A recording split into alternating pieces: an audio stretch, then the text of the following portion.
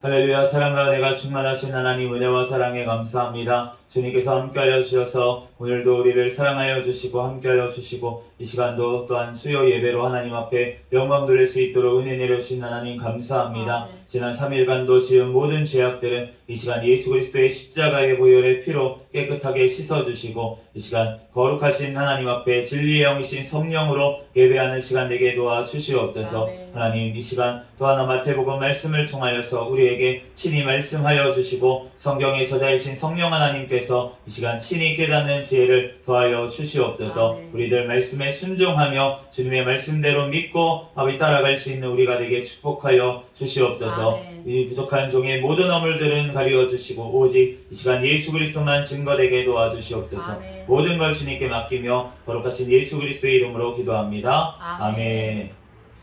네, 할렐루야. 아멘. 네, 오늘은 마태복음 강의 43번째 시간으로 당신에게 예수님은 누구십니까? 라는 제목으로 하나님의 말씀을 전하겠습니다. 27절 말씀 같이 한번 다시 읽도록 하겠습니다. 시작. 예수께서 거기에서 떠나가실새 두 맹인이 따라오며 소리질러 이르되 다윗의 자손이여 우리를 불쌍히 여기소서 하더니,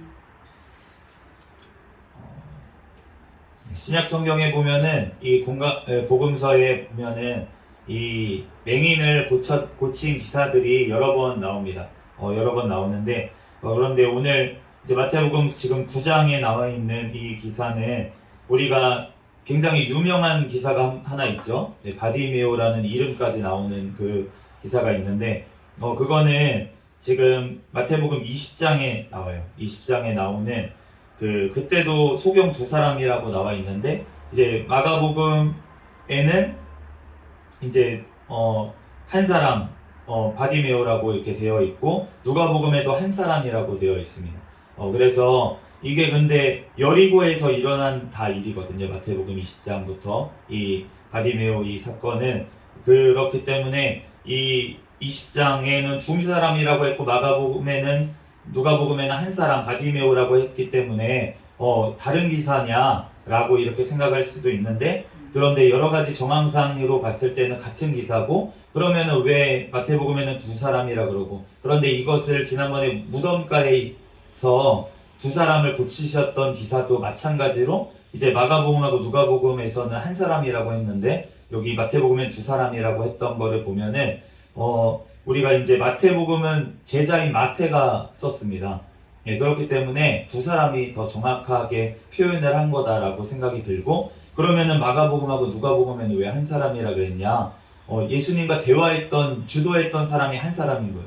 바디메오 한 사람이 예수님 앞에 더 크게 소리를 질렀는데 그런데 그 옆에 있던 소경까지 그 예수님이 고쳐주셨다는 거죠. 그러니까 그 한 사람하고 대화를 했기 때문에 이제 한 사람이라고 이제 표현을 했다라고 이제 보시면 될 것 같습니다.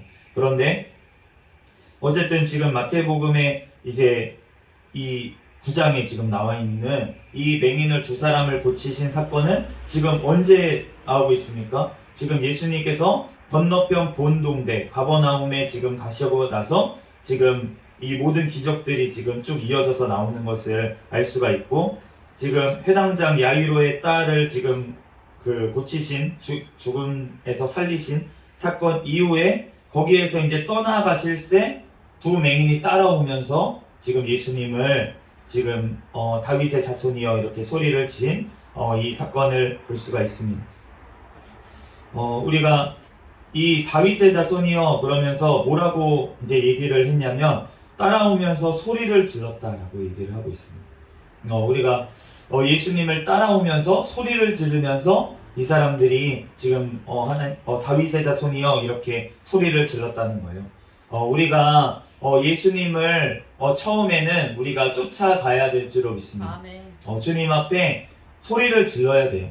우리가 주님을 따라가고 소리를 질러야 됩니다. 그런데 이 소리 지르고 따라오는 이것은 제자로서의 그런 것은 아니에요. 그냥 우리의 울부짖음, 우리가 주님 앞에 정말로 나의 연약함 때문에 주님 앞에 울부짖는 그러한 것들이 우리에게 있어야 될 줄로 믿습니다. 그럴 때 주님께서 우리가 그럼에도 불구하고 이 사람들이 뭐라고 지금 고백하냐면 다윗의 자손이라고. 우리가 주여 주여 하는 자마다 천국에 들어갈 것은 아니다라고 주님이 말씀을 하셨지만 그것이 주여 주여 하지 말라는 게 아니잖아요. 주여 주여 한다고 그것으로 끝난 게 아니라는 거지. 주여 주여는 시작일 줄로 믿습니다. 아멘. 우리가 예수님을 주인으로 고백하는 것, 그것은 신앙의 시작이라는 것. 아멘. 다윗의 자손으로 여기는 것, 그것은 신앙의 시작이기 때문에 우리는 그 신앙의 시작도 분명히 필요한 줄로 믿습니다. 아멘. 그렇기 때문에 우리가 예수님을 구주로 영접하고 우리가 예수님을 주님으로 고백하는 건 그것은 분명히 필요한 줄로 믿습니다. 아멘. 그러니까 뭐라고 지금 고백하냐면 불쌍히 여기소서. 이 불쌍히 여기다라는 이 단어가 이제 헬라어로는 엘레곤이라는 그 단어, 우리가 마태복음 5장 7절 말씀에 보면은 그 산상수훈의 첫 번째 말씀에 긍휼히 여기는 자는 긍휼히 여김을 받을 것이다. 아멘. 그럴 때 이 긍휼히 여긴다는 단어하고 같은 단어입니다. 불쌍히 여긴다, 긍휼히 여긴다, 이 단어가 지금 같은 단어인데, 그런데 지금 이 불쌍히 여기소서라고 하면서 나왔던 많은 사람들이 마태복음에 그리고 다른 본관복음에도 나와 있는데, 마태복음 15장에 이제 딸이 귀신 들렸던 가나안 여인, 예수님께서 개라고 이제 얘기를 하시면서 그 여인의 믿음을 예수님께서 칭찬하셨던 그 여인, 그리고 마태복음 17장 말씀에 아들이 간질병 걸려가지고 이제 귀신 들려서 간질병에 자꾸 넘어지는데 제자들이 못 고쳤던 그 아버지가 또 불쌍히 여기소서, 나를 불쌍히 여기소서 이렇게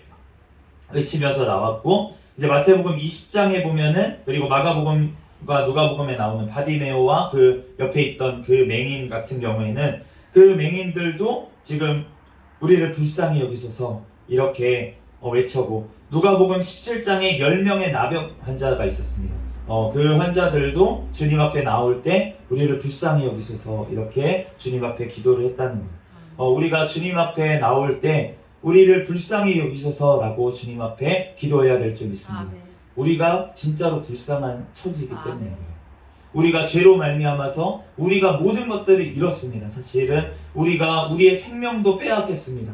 우리는 영원한 지옥에 갈 수밖에 없는, 우리의 영원한 생명을 빼앗긴 자들이라는 거예요. 아멘. 그러니까 우리는 불쌍한 자인 줄로 믿습니다. 아멘. 주님의 긍휼이 필요한 자인 줄로 믿습니다. 아멘. 그렇기 때문에 주님 앞에 나아갈 때 주님 앞에 나를 불쌍히 여기소서 라면서 주님 앞에 나아가는 자가 주님 앞에 긍휼함을 얻게 되는 줄로 믿습니다. 아멘. 불쌍히 여김을 받게 된다는 것입니다. 우리가 주님 앞에 나의 정말 긍휼히 여겨달라고 나의 부족한 것을 돕고 주님 앞에 우리는 부르짖어야 될 줄 믿습니다. 아멘. 그 주인이신 예수 그리스도 앞에 나와서 부르짖을 때 주님께서 긍휼히 여기실 줄로 믿습니다. 아멘.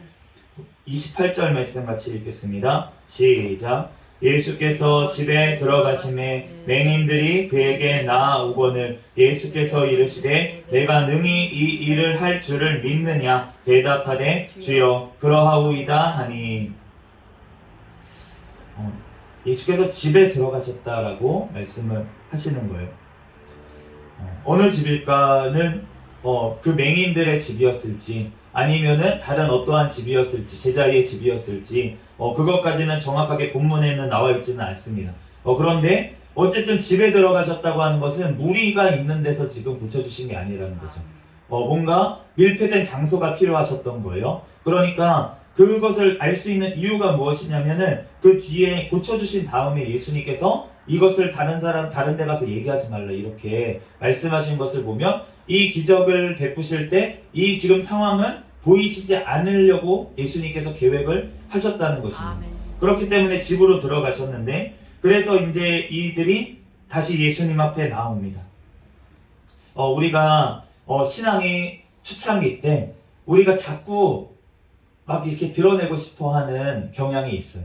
우리가 그렇기 때문에 막 나가서 나 이거 고침받았어요, 나 이렇게 응답 받았어요, 나 방언 받았어요 가가지고 이렇게 떠들 때는 어쩔 때냐면 믿음이 굉장히 연약할 때 우리가 그렇게, 저도 이제 그렇게 했던 경험이 있는 것 같은데, 뭐라도 꼬투리라도 하나라도 막 기도 응답 받으면 그거 막 자랑하지 못해가지고 마치 내가 뭐 이거 응답 받은 것이 내가 굉장히 믿음 좋아가지고 내가 받은 것이냐, 내 공로이냐, 자랑하기에 바쁜 그러한 수준일 때가 있다는 것이에요.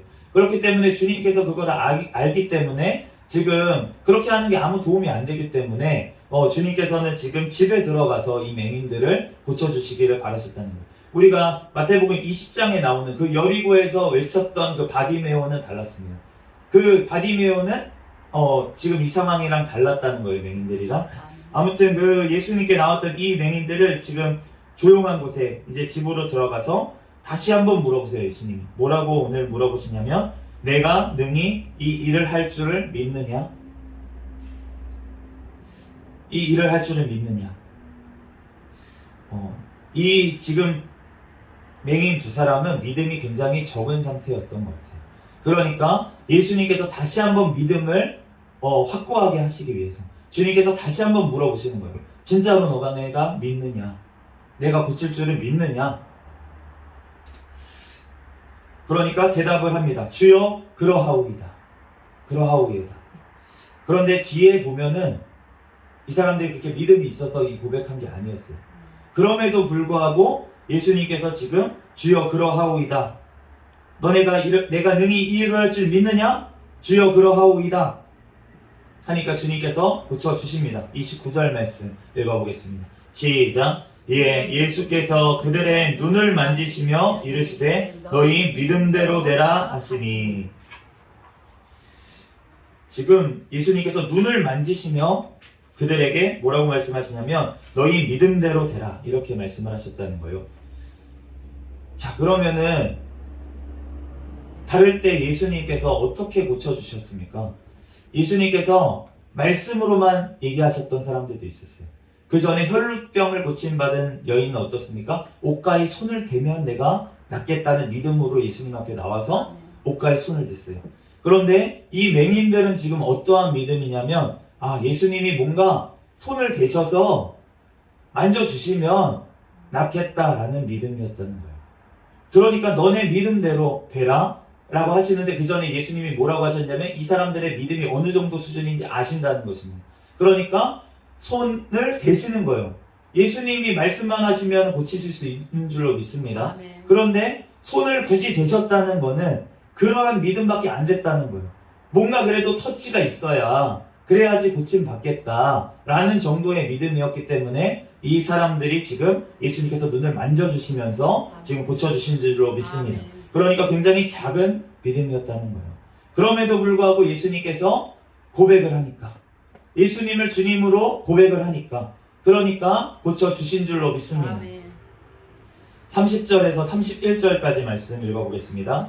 2절 시작. 그들의 눈들이 밝아진지라 예수께서 엄히 경고하시되 삼가 아무에게도 알리지 말라 하셨으나 그들이 나가서 예수의 소문을 그 온 땅에 퍼뜨리니라. 예수님께서 삼가 아무에게도 알리지 말라. 일부러 집안에 들어가시고 그리고 아무에게도 고쳐주신 다음에 얘기도 하지 말아라. 이렇게 말씀을 하셨다는 것입니다. 우리가 예수님을 믿으면은 예수님께서 기적을 일으켜 주시는 줄로 믿습니다. 우리의 기도에 응답하셔서 예수님의 이름으로 우리가 그러한데 우리가 예수님의 이름으로 기도하면은 예수님께서는 응답하실진데, 그런데 오늘 이 자들의 믿음이 너무나도 연약한 수준이었다는 거예요.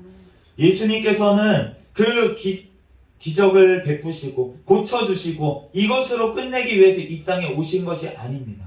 주님께서는 그 고침을 통해서 무엇을 하기를 원하시냐면 그 영혼을 구원하기를 원하시는 줄로 믿습니다. 또한 구원할 뿐만 아니라 주님께서는 또한 제자로 세워서 그 자들을 주님께서는 사용하기를 주님께서는 원하시는 줄로 믿습니다. 그런데 이 자들의 믿음이 너무나도 아직 연약한 상태였기 때문에 나가서 전도할 때가 아니에요. 나팔을 불 때가 아닙니다. 아직 그 수준이 안 되는 자들이었어요. 믿음이 연약한 자들이었어요. 그러면 어떻게 해야 됩니까? 조용히 겸손히 주님 앞에 배워야 될 줄 믿습니다. 주님 앞에 겸손히 주님께서 말하지 말라. 아직 너는 때가 안 됐어. 그러면 주님께서 말을 하지 말아야죠. 주님께서 때가 안 됐는데 그런데 나가봤자 무엇이 됩니까? 조롱거리밖에 더 되겠습니까? 그렇기 때문에 주님의 일을 한다고 내가 떠들고 주님의 일을 한다고 내가 말씀을 전한다고 가서 하는데 주님의 일을 한다고 하는데 그런데 그것이 주님의 일을 방해하는 일이 돼버릴 수 있다. 그렇기 때문에 주님께서 하지 말라고 하는데 하는 거는 그것은 내 의를 나타내고 내가 자랑하려고 하는 거지 그것이 주님의 일을 하는 것이 아니라는 거예요. 그렇기 때문에 우리가 주여 주여 하는 자마다 천국에 들어갈 것이 아니요 우리가 무조건 주님 앞에 내가 이렇게 고침받았어, 내가 이렇게 하나님 앞에 응답받았어, 내가 이렇게 했어 라고 떠드는 자들은 사실은 믿음이 연약한 자이기 때문에 지금 주님이 입을 다물라, 조용히 해라. 왜냐하면 아직 귀신이 안 나갔거든요. 귀신이 다 안 나갔다고. 그런데 내가 아직 믿음이 안 됐는데, 내가 아직 그런 수준이 안 됐는데, 성령님이 충만하게 나에게 아직 임하시지도 않았는데, 그런데 내가 가서 떠들어봤자 아무 소용이 없다는 거예요. 베드로에게 예수님께서 비슷한 말을 하셨습니다. 베드로의 신앙 고백이 있었어요. 예수님을 뭐라고 고백합니까? 주는 그리스도시요 살아계신 하나님의 아들이십니다. 그러니까 예수님께서 그 고백을 칭찬하셨어요. 그러면서 그 음부의 권세가 이 교회 위에 세울 것이다. 이 고백을 하는 이 교회 위에 주님께서 음부의 권세를 넘기시는 천국의 열쇠를 주시는 그러한 칭찬을 해주셨다는 거예요. 그런데 그 뒤에 바로 뭐라고 예수님이 기사가 나오니까 예수님이 십자가를 지셔야 된다 이렇게 말씀을 하시니까 베드로가 막 화를 내면서 막 꾸짖는 태도로 예수님 앞에 막아서고서는 절대로 그런 일이 일어나서는 안 됩니다. 그러면서 예수님을 막아섰다는 거예요. 그러니까 예수님이 하시는 말씀은 무엇입니까? 사탄아 물러가라. 사탄아 물러가라. 지금 수제자 베드로에게 사탄이 들어가가지고 인간적인 생각으로 그런 말을 예수님의 사역을 방해하고 막았다는 거예요. 그러니까 그 안에 있는 사탄을 지금 예수님께서 꾸짖으신 줄로 믿습니다. 그렇기 때문에 우리가 제자, 수제자 베드로 다 된 줄 알았어요. 신앙 고백하면 다 된 줄 알았어요. 그런데 주님께서 분명히 칭찬도 하셨어요. 응답을 하셨어요. 그런데 그럼에도 불구하고 아직 때가 안 됐는데 그런데 나설 때가 안 될 때 나서면 그러면은 지금 하나님의 일을 하는 것이 아니라 사탄의 일을 하게 된다는 것입니다. 그렇기 때문에 지금 이 사람들이 예수님께서 삼가 아무에게도 알리지 말라라고 말씀을 하셨는데 그들이 나가서 예수의 소문을 그 온 땅에 퍼뜨림으로 말미암아서 예수님의 이름을 높인 것이 아니라 예수님의 사역을 지금 방해했다는 거예요. 그러므로 우리가 정말로 주님 앞에 어떻게 나아가야 될지 우리가 오늘 본문으로 주님께서 우리에게 말씀하십니다. 끝까지 보죠. 32절 말씀 같이 읽어보겠습니다. 시작. 그들이 나갈 때에 귀신 들려 말 못하는 사람을 예수께 데려오니. 헬라어 성경에 보면은 또 이두라는 강조의 표시로 지금 마태를 통해서 주님께서 말씀을 하시는데 강조해서 보는 거예요. 그들이 나갔습니다. 이제 나갔는데 주목해서 보십시오. 어떤 사람이 왔냐면 귀신 들려 말 못하는 사람이 예수님께 나왔어요. 귀신 들려 말 못하는 사람. 이 사람이 왜 중요한지 33절 말씀 읽어보겠습니다. 시작. 귀신이 쫓겨나고 말 못하는 사람이 말하거늘 무리가 놀랍게 여겨 이르되 이스라엘 가운데서 이런 일을 본 적이 없다 하되.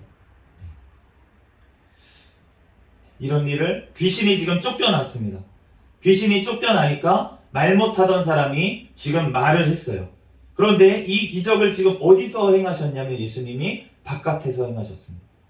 무리가 놀랍게 여겼대요. 무리가 바깥에, 그러니까 바깥에서 무리들이 보고 있는 곳에서 지금 주님께서 귀신을 쫓아내신 줄로 믿습니다. 그리고 나서 말 못하는 사람이 지금 말을 했다라고 얘기를 하는 거예요. 그렇다면 아까 전에 그 맹인들, 눈을 자기가 떴다고 생각했던 그 맹인들, 눈을 떴으니까 내가 이제 말을 해도 된다, 내가 전해도 된다라고 생각했던 그 사람들, 자랑해도 된다라고 여겼던 그 자들은 아직 귀신이 다 쫓겨가지 않은 상태였다는 거예요. 그런데 이 지금 말 못하는 사람, 이 사람은 귀신이 쫓겨가니까 그제야 이제 말을 했다는 거예요. 그러니까 무리가 놀랍게 여겼다 이렇게 말씀을 하십니다.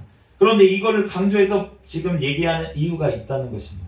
우리가 귀신이 다 쫓겨나게 되면 그러면 주님께서 우리의 입술을 사용하실 줄로 믿습니다. 우리가 입이 너무나도 중요하다는 거예요. 우리가 눈이 열리는 것보다 입이 더 중요하다는 것입니다. 주님 앞에 눈이 열렸다고 하시는 분들이 있어요. 내가 본다. 무엇을 본다. 그런데 그분들이 정말로 조심해야 될 것은 무엇이냐면 아직 귀신이 다 안 나간 상태일 수 있다는 거예요. 자기가 입술로 얘기를 하는데 지금 이것이 분별이 됐다고 자기는 생각을 하는데 그런데 영적인 것이 아직 분별이 안 된다는 거예요. 예수님의 말씀대로 행하지 않는데 예수님이 말하지 말라 그러면 말하지 말아야 되고 예수님이 말하라 그러면 말해야 되는 그런 것이 지금 예수님께서 고쳐주신 온전한 모습이 그러한 순종의 모습이 없다면 내가 주님의 말씀대로 행하는 모습이 없는데 그런데 내가 은사를 받아서 내가 눈을 뜨고 봤다라고 얘기를 하는 것 그것은 굉장히 위험할 수 있다는 것입니다. 그것 때문에 오히려 사탄의 그러한 도구로 쓰임받을 수가 있다는 거예요. 그렇기 때문에 우리가 보는 것, 내가 본 것이라고 다 얘기하면 안 된다는 것입니다. 우리가 주님 앞에 어떠한 것을 봤더라도 우리는 입을 다물어야 될 줄 믿습니다. 주님이 때가 되게 하시면 입을 열시는 거예요. 그건 성령님께서 하십니다. 주님께서 때가 되면 세우시고 때가 되면 보내시고 때가 되면은 주님께서 사용하시는 건데 그런데 그것보다 먼저 돼야 될 것은 무엇이냐면 우리는 예수님의 말씀에 순종하는 것이 먼저 돼야 될 줄로 믿습니다. 우리가 예수님이 말씀하신 거 말하지 말라 했던 그 말에 순종하는 것 그것이 먼저 돼야지만 주님께서 그 귀신이 모두 다 쫓겨가고 그제서야 주님 앞에 온전히 쓰임받게 될 줄로 믿습니다. 그러므로 우리가 정말로 주님 앞에 고백하는 것도 중요하지만 우리가 그보다 더 중요한 것은 주님의 말씀에 순종하는 것. 우리가 그것이 먼저 될 때 주님께서는 모든 역사를 우리를 통해서 주님께서 일하실 줄로 믿습니다. 34절 말씀 같이 읽겠습니다. 시작. 바리새인들은 이르되 그가 귀신의 왕을 의지하여 귀신을 쫓아낸다 하더라. 아멘. 이 바리새인들은 지금 계속 예수님을 비방하면서 사탄의 일을 하고 있어요. 그런데 이 사람들은 지금 종교 지도자라는 사람들이었습니다. 그런데 지금 이 사람들이 하는 것은 무엇입니까? 귀신의 왕을 의지해서 귀신을 쫓아낸다면서 예수님을 비방하고 있죠. 그러면 이 사람들은 지금 어떠한 상태입니까? 완전히 귀신 들린 상태. 자기네들이 지금 완전히 사탄한테 잡혀있는 상태입니다. 그렇기 때문에 오히려 지금 성령님께서 역사하시고 성령님께서 함께 하셔서 예수님께서 기적을 행하시는데 그런데 그걸 보면서 저게 귀신이 했다라고 하는 거예요. 그러니까 우리가 정말로 주님 앞에 온전히 정말 내가 교만하면 이 바리새인들이 그렇게 교만했던 자들이잖아요. 교만하면 완전히 나는 지금 사탄에 잡혀있구나. 내가 다른 사람 허물만 자꾸 보이고 다른 사람들의 뭐 역사하시는 거 뭐 어떤 사람이 뭐 어떤 기적이 일어났다 이런 간증을 들었을 때 아 저거 아니야 저거 이상한 거야 라고 오히려 했던 그 사람이 더 이상할 수 있다. 그 사람은 완전히 잡혀있는 사람으로 지금 할 수 있다는 거예요. 교만에 잡혀있다는 거예요. 사탄 중에 가장 센 사탄이 누구겠습니까? 교만이라는 거예요. 교만하게 만드는 게 사탄이 가장 그 강한 힘을 발휘할 때가 교만이라는 거예요. 그걸 통해서 교만만 있으면 아무리 그 사람이 어떠한 은사를 받더라도 어떠한 기적을 행하더라도 교만하기만 하면은 그 사람은 오히려 사탄의 도구로서 그냥 끌려가는 거예요. 그렇기 때문에 엄청난 악한 영향력을 또 끼칠 수 있기 때문에 그렇기 때문에 교만한 것 그것을 사탄이 가장 좋아하는 거예요. 그렇기 때문에 우리는 주님 앞에 늘 겸손해야 될 줄 믿습니다. 우리가 주님 앞에 겸손할 때 주님께서 우리를 사용하실 수가 있지. 겸손하지 않은 사람, 교만한 사람은 아무리 각종 은사를 받았더라도 그 사람은 제대로 주님 앞에 온전히 쓰임받을 수가 없어요. 우리가 주님 앞에 오늘 세 부류의 사람이 나왔습니다. 체험을 했지만 내가 신앙의 고백도 있고요. 내가 체험도 했습니다. 그리고 뭔가 보는 것 같기도 합니다. 그런데 아직 귀신이 완전히 나가지 않았어요. 주님 앞에 아직 내가 주님 앞에 더 겸손하게 주님 앞에 입을 열라고 주님께서 말씀하실 때까지 우리가 입을 다물고 주님 앞에 말씀에 순종해야 되는 그러한 우리가 때일 수도 있습니다. 또 한 무리는 어떠한 사람입니까? 완전히 귀신이 다 나갔습니다. 이제는 주님 앞에 나아가서 세상 가운데 예수 그리스도를 외쳐야 되는 사람에 있을 수가 있어요.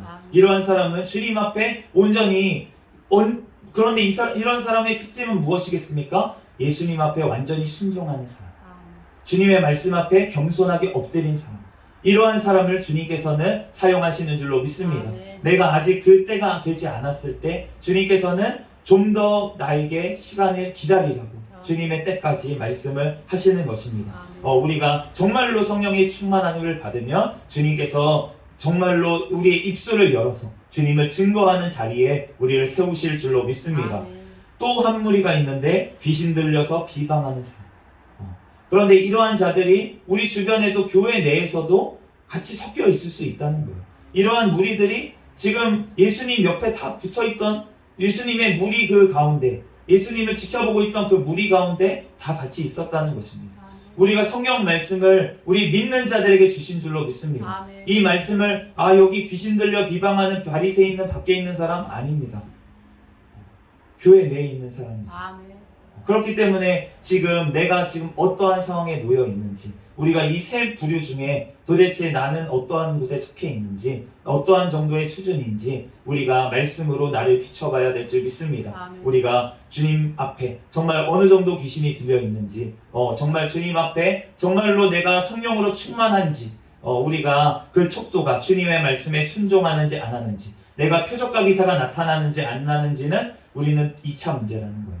우리가 그것은 1단계 뿐입니다. 그 다음 단계를 주님께서는 원하시고, 우리가 정말로 주님 앞에 신실하게 정말로 우리가 이 육신의 문제만 고침받고 우리가 이 땅에서의 어떠한 은사만 받는 것을 원하는 것이 아니라, 주님께서는 우리를 통해서 영원한 천국의 삶을 누리기를 원하시고, 영원한 천국에서 또한 왕같은 제사장으로 하나님의 나라를 위해서 우리를 쓰임받기를, 우리를 사용하기를 주님께서는 원하시는 줄로 믿습니다. 우리들 주님 앞에 늘 겸손히 오늘 정말로 주님의 때를 기다리며, 정말 주님께서 말씀에 늘 순종하며, 주님께서 가라고 하면 가고 주님께서 멈추라고 하면 멈추고 주님의 때를 늘 분별하며 순종하는 저와 여러분이 되시기를 예수 그리스도의 이름으로 축복합니다. 잠시 기도하겠습니다.